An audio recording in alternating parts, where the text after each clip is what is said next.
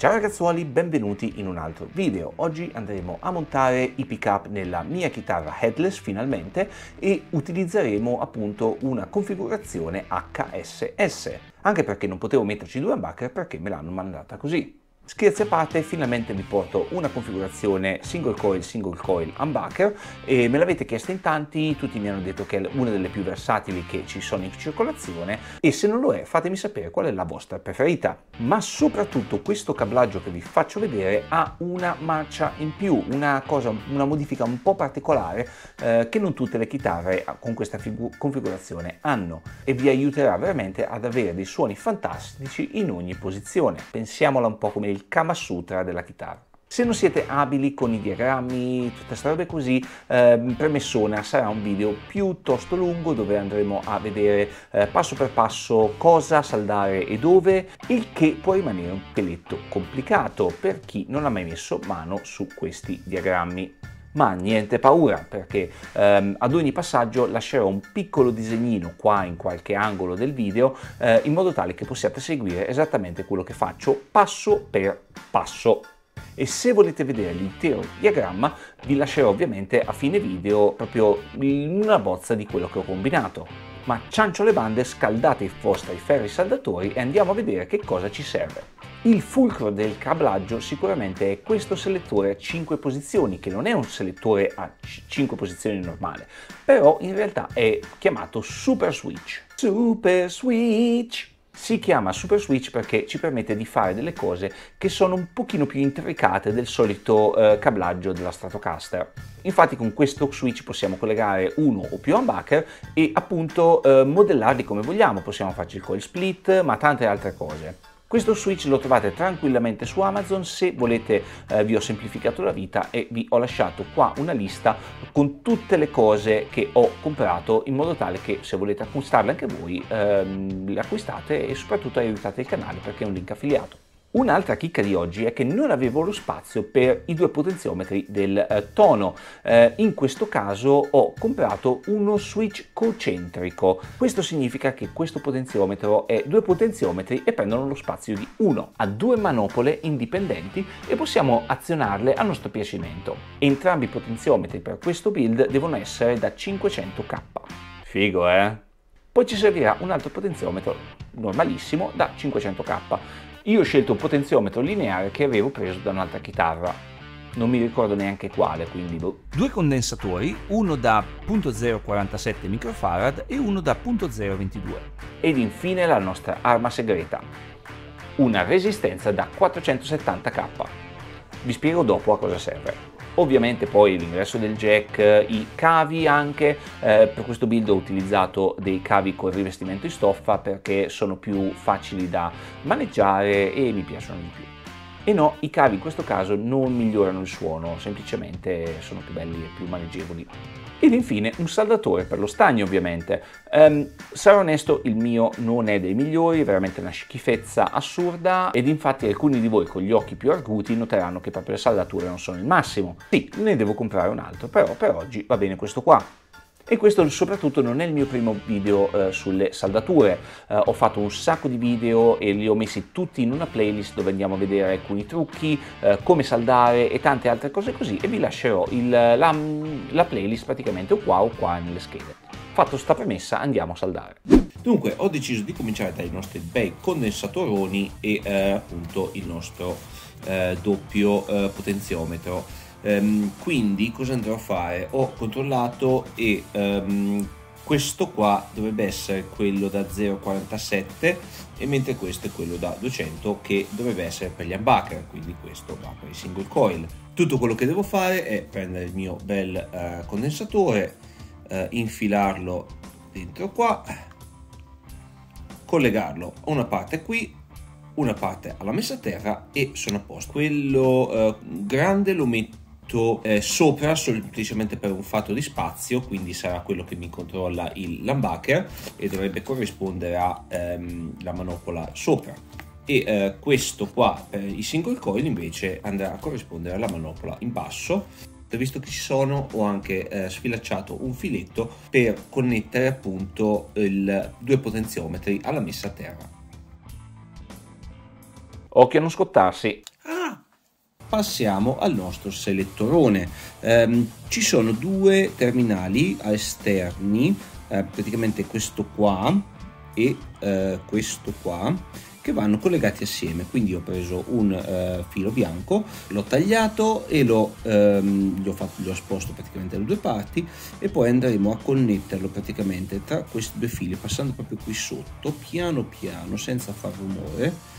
In più, dopo di ciò, ho già preparato un altro filo e lo andremo ad invricchiare praticamente assieme ad entrambi i fili qua dentro, connettendo queste due connessioni. Questo filo andrà finalmente in questo terminale qua del potenziometro, che diventerà il nostro volume.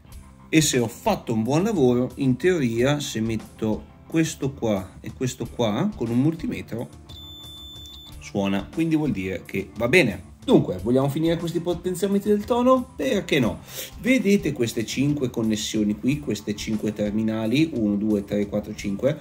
Quando io muovo la mia blade, diciamo il selettore, questi sono quelli che decidono quale è a quale potenziometro posso inserirlo. Quindi, volendo, potrei fare 5 potenziometri del tono, uno per ogni posizione, se proprio mi gira, ma questo qui non è il caso. Quindi prenderò il primo terminale, questo qua, che sarebbe l'ultimo in questo caso, e lo andrò a collegare al potenziometro dell'humbucker, che era questo qua in alto. Invece questi 4 qua lo andremo a connettere con un po' di questo filo di ferro, e li andiamo a collegare tutti quanti. Poi da un terminale soltanto, perché sono tutti connessi, quindi non importa quale usiamo, lo andremo a collegare al potenziometro qua sotto. Attenzione che parliamo di questi 5 terminali, non l'ultimo, che è questo qua, che serve per un'altra roba, e andiamo a vedere cosa dopo. Ed ora arriva la figata grossa, e andrò ad installare questa resistenza in modo tale che andrà a contattare 1, 2, 3, 4 terminali. Questo lo lasciamo libero, e poi il resto lo mettiamo alla messa a terra. Cosa ci darà? Che quando sono nella modalità humbucker al ponte, quindi questo terminale qua, diciamo, i due potenziometri avranno il valore che hanno adesso, quindi 500k. Mentre se li metto nella modalità single coil o seleziono altri pick up o combinazioni di pick up, questa resistenza diminuirà il valore dei potenziometri, rendendoli praticamente da 250, che è il valore nominale che di solito diamo per i potenziometri con i pick up a single coil, anche se alcune persone preferiscono quelli da 300k, tipo John Mayer. Tra l'altro, se volete farvi un calcolo della resistenza, vi lascerò qua sotto un link in descrizione che mi ha passato il mio amico Frank, e potete farvi il calcolo voi. Ultimi fili bianchi, cosa devo fare? Devo connettere questo terminale qua fino al terminale centrale del potenziometro del volume, e poi farlo uscire tramite l'output jack con un altro filo che installerò qui. Quindi ci dovrò mettere due fili in questo terminale centrale, uno che va all'audio jack in futuro e uno che va dal potenziometro appunto al selettore di 10 posizioni, 5. E poi alla fine ho messo anche questo terminale alla messa a terra per il volume. Ci ho infilato un cavo che andrà alla messa a terra del nostro cavo jack. Questo è quello che ho combinato fino adesso, e ora, per ricapitolare tutto, a questo punto abbiamo parecchie connessioni già messe a punto, ma volevo concentrarmi sul selettore 5 posizioni. Come avete capito, ormai queste parti qua serviranno appunto per il tono, per darci appunto la connessione al due potenziometri del tono. Quindi in questa posizione qua abbiamo il potenziometro per l'humbucker, e questo qua, e il resto è tutto per i single coil.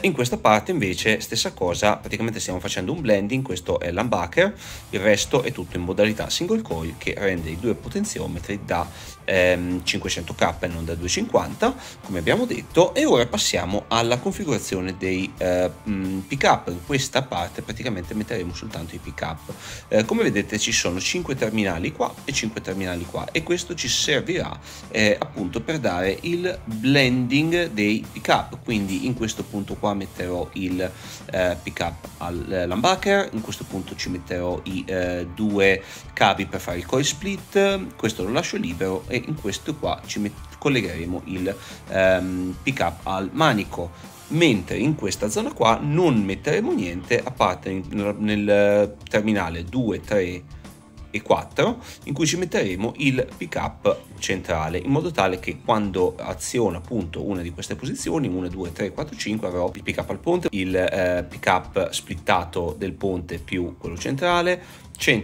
e basta, centrale e appunto manico e manico soltanto.